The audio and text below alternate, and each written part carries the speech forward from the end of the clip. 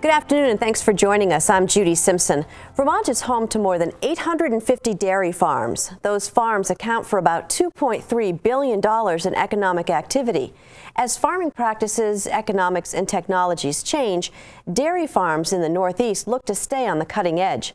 Later this month, farmers will get to do just that at the 2018 Vermont Dairy Producers Conference. It's taking place February 27th at the Hotel Burlington and Conference Center. In its 19th year, the conference looks to connect dairy farms across the Northeast with industry experts. The conference focuses on everything and anything impacting the dairy industry and its hardworking farmers, from animal health to new technologies. For more on this year's conference and some of the topics of discussion, I want to welcome two guests who serve on the conference committee, Melissa Caribou and Katie Lawyer-Hale. Melissa is a nutrition consultant with Pool & Grain, a company which sells feed products to dairy farms in Vermont, and Katie's family owns and operates the Jarvis Family Farm in Enosburg Falls. They'll be hosting a breakfast on the farm event in June. Thanks so much for coming in. Thank you. Now, Melissa, let's first talk about this year's conference. What will visitors see? Yeah, so we have another jam-packed agenda at this year's conference. We'll be helping farmers learn about how to improve their facilities. They'll learn about a new milk analysis tool that's available from some of the co-ops here in the Northeast. And then we have some really wonderful speakers, including Dr. Katie Proudfoot, who will be talking about how to keep cows comfortable while they're delivering a newborn calf. Jack Rodenberg, who will be talking about robotic milking. That's something that's becoming more and more popular in the Northeast right now and across the world, really. And then Mac Dryden, who's a motivational speaker, and hopefully he'll have some humor laced in to sort of, you know, everybody deserves a good laugh, I think, right now.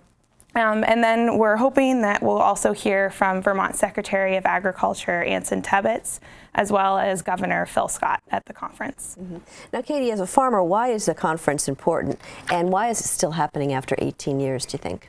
So basically, this is a great opportunity for farmers in our region just to get together and hash out different ideas and impacts and struggles that we have as an agricultural community. And also, as a farmer, you have to wear many different hats. You have to be a biologist, economicist, veterinarian,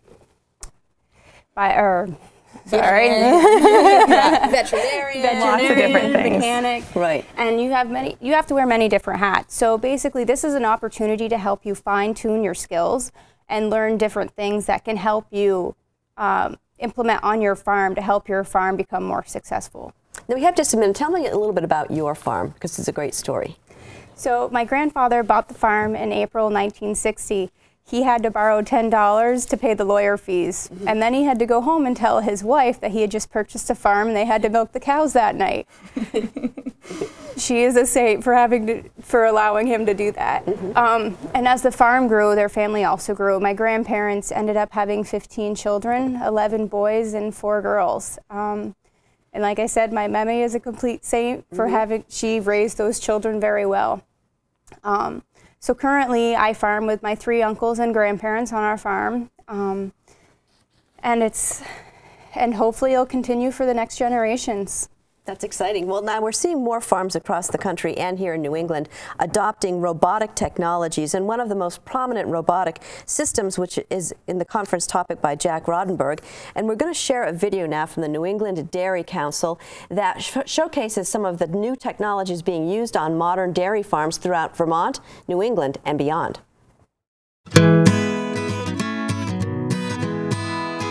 Everybody thinks of a farm that it's a pitchfork, it's a hay bale, and it's an old rusty tractor. Well, on this farm, it's not the case. Yeah, technology is a big part of, I think successful farming. Every cow wears a collar. We get all this information. We have currently 30 cameras across the 2 farms that allow us to see which cows need more food or when cows are running out of feed, and so that we can manage them from our smartphone anywhere. They can roam around in here. They can go up and eat at the feeder when they want to. They have a little computer chip and they can go into the feeder several times throughout the day and get fed. We have 4 robots in here working 24 hours a day. You know, the cows going through the gates, nobody's pushing on them, so they kind of go at their own pace, so there's not a stressor to them. This guy pushes the feed back up to the cows. The cows, as they eat, they root around and push the feed around, and it works its way out, and this guy pushes it back up. The GPS auto track system on the tractor allows us to do more with less. So as the tractor drives itself, it can make sure that every row of corn is essentially perfectly spaced so that it drastically reduces the waste. So one way we keep track of what we're putting on the land is an app that I have. It's a nitrogen management tool. We invested in a drone in the beginning of the summer. One of the major positives that we had right away was being able to fly over our cornfields. On our farm, we own and operate a methane digester. Our farm actually exports 4 times the power that it consumes. At the foundation of what we do is quality and health and comfort for our animals, animal welfare, the environment. We are the first and foremost stewards of the land, and we're proud of that.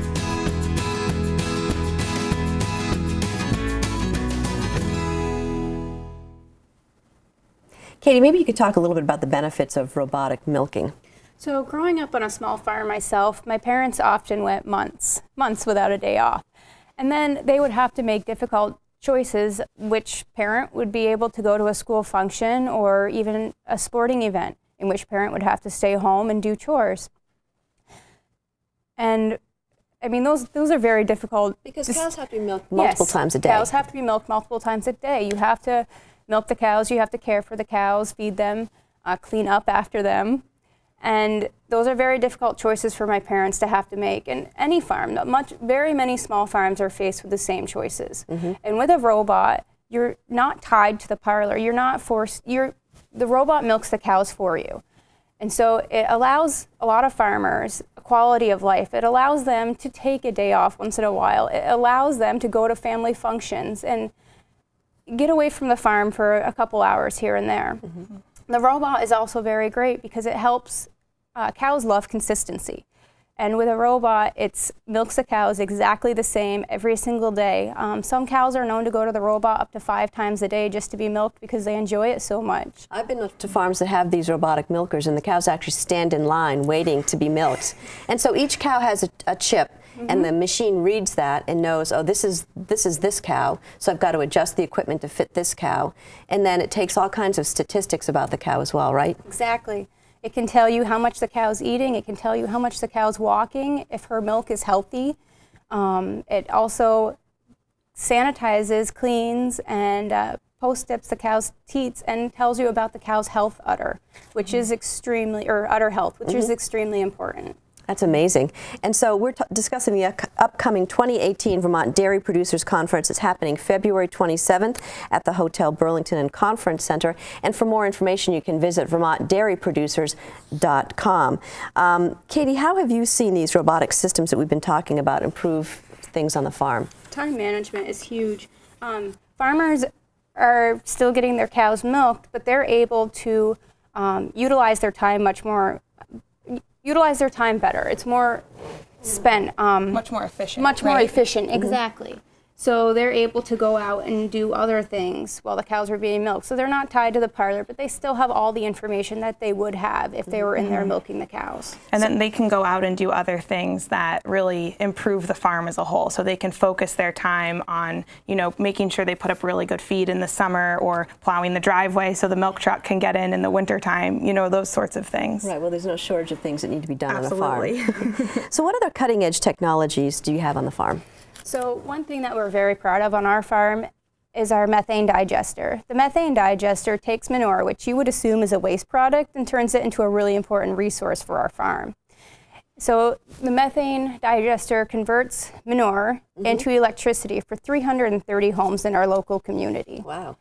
Then after we make all this electricity, it takes the manure and separates it. So the liquids go out into our fields to nourish our crops that we're growing for the cows. The solids are then clean and dry, and we put them into bedding for the cows, which the cows actually preferred from what we were using before. Oh, no kidding. So, but this technology isn't right for every farm. No, it's not. You have to know your business, your farm business, and figure out what is going to be the best avenue for you. Mm-hmm. Now, Melissa, is there something that you want consumers to know about what can impact and affect dairy farming families? Yeah, sure. So something that a lot of people don't know is that for the most part, farmers don't set the price of the milk that they want to sell. With the exception of improving the quality of the milk that they produce, there's not a lot that they can do to say, I need to make X amount of money because it's costing me this much money to produce it. And so the milk price is determined really based on supply and demand. And unfortunately, right now, the supply of milk that's being produced is exceeding the demand. So farmers are experiencing lower milk prices. And while it would be great if everybody could go out and buy more dairy products to really help support our local dairy farmers, a lot of this price is based on national and even global worldwide markets that are affecting farmers here in Vermont. That's crazy. So with that in mind, how can dairy farmers be successful in 2018 and beyond? Is that a topic that's going to be discussed? Yeah, definitely. So as Katie talked about earlier, there's lots that has to happen on a farm in order for it to be successful. One of the speakers that'll be coming, his name is Mike Lormore, and he's actually specifically going to be talking about how farms can stay financially successful in 2018 and really beyond.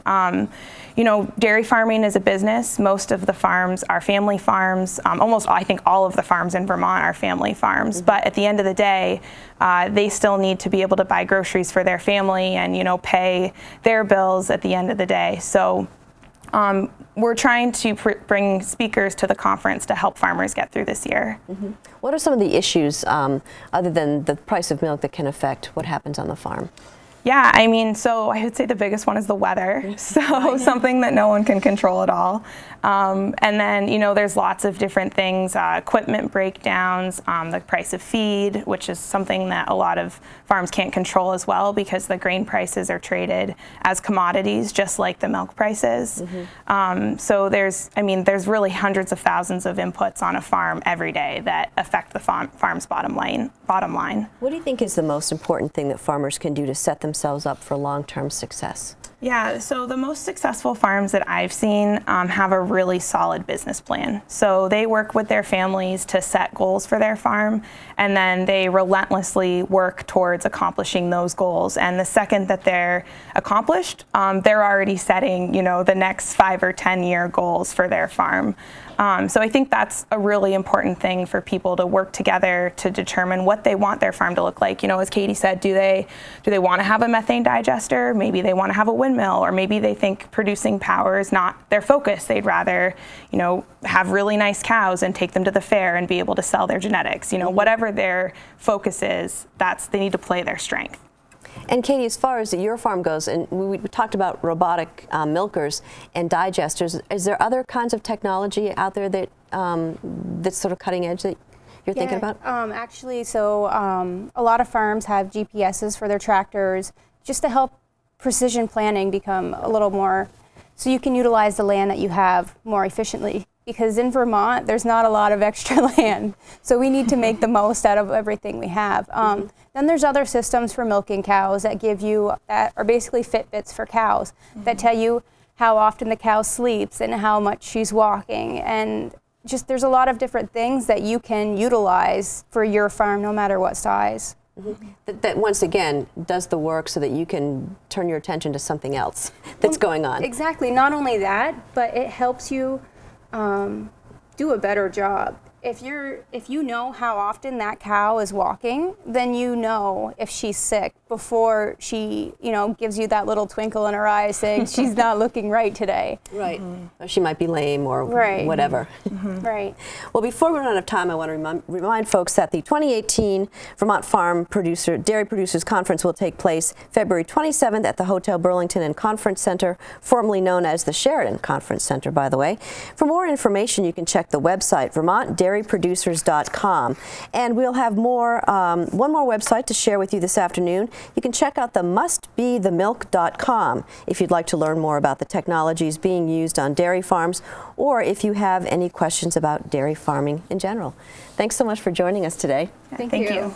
That's our program for today. I'm Judy Simpson. I'll see you again next time on Across the Fence.